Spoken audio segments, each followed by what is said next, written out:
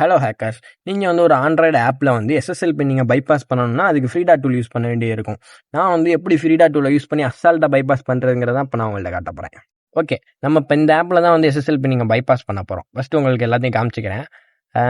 முதல்ல ஹிஸ்ட்ரியை கிளியர் பண்ணிக்குவோம்.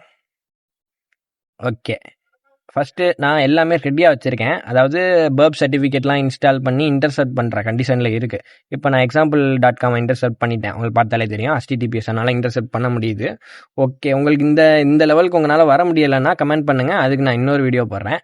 இப்போ வந்து இந்த ஆப்பில் SSL பின்னிங் இருக்குது, அது எப்படி பைபாஸ் பண்ணி அதை இன்டர்செப்ட் பண்ணுறதுங்கிறத நம்ம பார்க்க போகிறோம். இப்போ நீங்கள் பார்த்தீங்கன்னா தெரியும், இந்த ஆப் எதையுமே காட்ட மாட்டேங்குது, நம்மளை வந்து இன்டர்செப்ட் பண்ண விட மாட்டேங்குது. ஸோ நம்ம இப்போ ஃப்ரீடா யூஸ் பண்ண போகிறோம். முதல்ல நீங்கள் செக் பண்ணிக்கங்க, ஆண்ட்ராய்டு எமுலேட்டர் ஏடிபியோட கனெக்ட் ஆகிருக்கான்னு தெரிஞ்சுக்கங்க. இப்போ நமக்கு ஏடிபி பக்காவாக ரெடியாக இருக்கு. அடுத்து ஃப்ரீடா டூலை இன்ஸ்டால் பண்ணுறதுக்கு நான் டைப் பண்ணுற இந்த கமெண்ட் அப்படியே டைப் பண்ணுங்கள். Pep install Freeda tools objection நமக்கு தேவைப்படாது. நான் ஃபுல்லாமே உங்களுக்கு ஃப்ரீடா யூனிவர்சல் ஸ்கிரிப்டை வச்சு தான் காட்ட போகிறேன். பட் இருந்தாலும் இன்ஸ்டால் பண்ணி வச்சுக்கோங்க. இப்போ இது இன்ஸ்டால் ஆயிடுச்சு. இன்ஸ்டால் ஆனதுக்கப்புறம் நீங்கள் மெயினாக இந்த கமெண்டை போட்டுங்க. நான் போடுறது அப்படியே நீங்கள் டைப் பண்ணிக்கிங்க. இதை போட்டிங்கன்னா தான் உங்களோட எமுலேட்டரில் உள்ள அந்த ஃபோனோட ஆர்கிடெக்சர் உங்களுக்கு தெரியும். இப்போ இது வந்து x86-64 இருக்குது ஆர்கிடெக்சர். இந்த ஆர்கிடெக்சர் வந்து எதுக்கு ரொம்ப முக்கியம்னா, இப்போ நம்ம ஃப்ரீடா டூல் ஏற்றிட்டோம். நம்ம வந்து ஆக்சுவலாக நமக்கு ஒரு ஃப்ரீடா சர்வர் வந்து நமக்கு ஃபோனில் தேவை. அந்த ஃப்ரீடா சர்வரை நம்ம இப்போ டவுன்லோட் பண்ணுறதுக்கு வந்து நம்ம எக்ஸாக்டாக இதே வெர்ஷனில் தான் நீங்கள் வந்து டவுன்லோட் பண்ணணும், இதே ஆர்கிடெக்சரில்.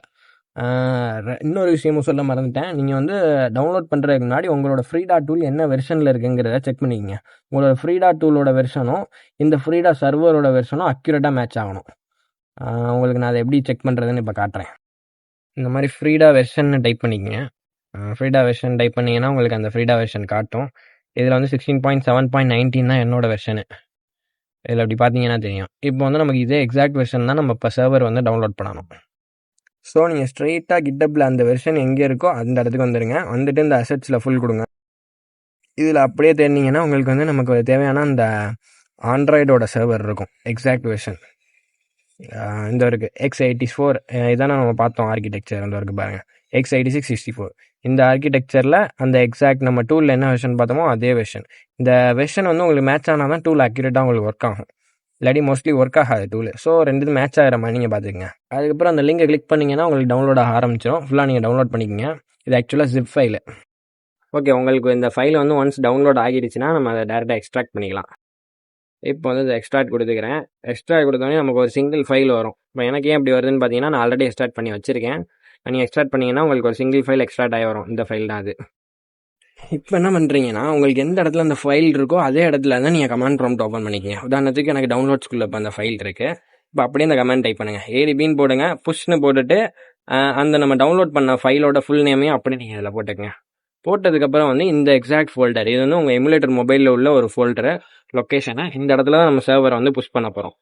ஸோ நீங்கள் அதை அப்படியே டைப் பண்ணிக்கங்க. நான் பண்ணுறதை நான் வந்து டெலிட் பண்ணிக்கிறேன். ஏன்னு பார்த்தீங்கன்னா, நான் ஆல்ரெடி இதை புஷ் பண்ணிட்டேன், எனக்கு எல்லாமே கரெக்டாக இருக்குது. நீங்கள் ஒன்ஸ் இதை போட்டு நீங்கள் என்டர் அடிச்சிங்கன்னா உங்களுக்கு புஷ் ஆயிரும். ஒன்ஸ் நீங்கள் சர்வரை புஷ் பண்ணிட்டீங்கன்னா நீங்கள் அந்த சர்வர் ஃபைலை வந்து எக்ஸிக்யூட்டபிளாக மாற்றணும். அதை மாற்றுறதுக்கு எக்ஸாக்டாக நான் போடுற கமெண்டை அப்படியே நீங்கள் போட்டுக்கங்க. இதில் வந்து நம்ம அந்த சர்வர் ஃபைலை புஷ் பண்ணோம்ல, அந்த லொக்கேஷனை எக்ஸாக்டாக போட்டுக்கங்க. போட்டு என்டர் அடிச்சிங்கன்னா உங்களுக்கு வந்து அந்த இது எக்ஸிக்யூட்டபிளாக மாறலை. மேபி ஷெல் போடணும். ஷெல் போட்டாலும் வரலையா? அப்போ வந்து இதை கோட்ஸ் இல்லாமல் போட்டு பார்ப்போம். ஓகே, முதல்ல வந்து நம்ம இதை ரூட்டாக ரன் பண்ணிக்குவோம் டிவைஸை. அதுதான் மிஸ்டேக்காக இருக்கும்னு நினைக்கிறேன். ஒன்ஸ் இதை ரூட்டாக ரன் பண்ணதுக்கப்புறம் அதே கமெண்டை போடுங்க.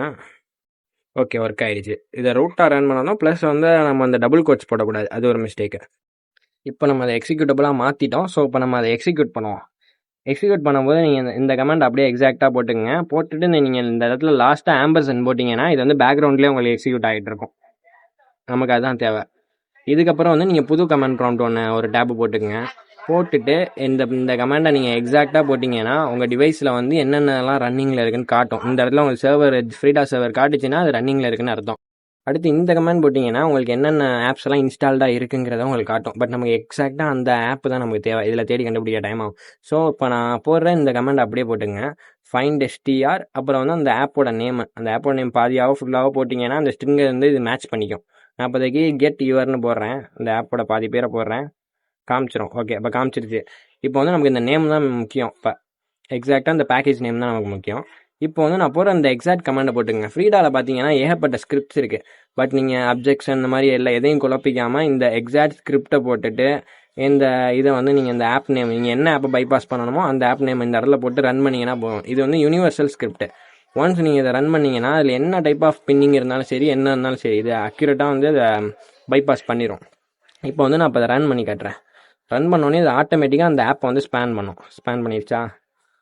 இந்த மாதிரி உங்களுக்கு ஏதாச்சும் எரர் ஆகி க்ளோஸ் ஆகிடுச்சுன்னா அப்படியே விட்றாங்க.